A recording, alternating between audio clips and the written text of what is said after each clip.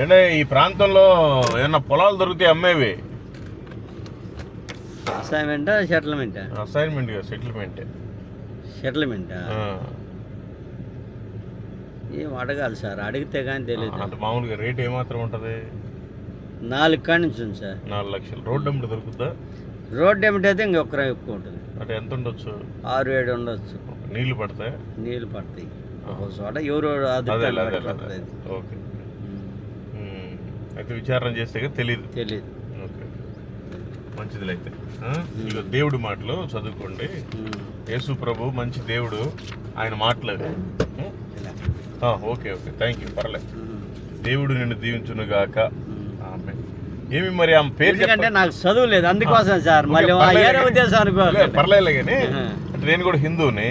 హిందూ గురించి కాదు, నాకు అది చదువు లేదు, నేను చదవలేను. మనకెందుకు వద్దాక పేపర్ వేస్ట్గా చేయడం? మళ్ళీ మీరు అమ్మో నేను పేపర్ తీసేదాక ఏమన్నా తీసేసినారు అనుకుంటా. నువ్వు తీసేసినా పర్లేదు.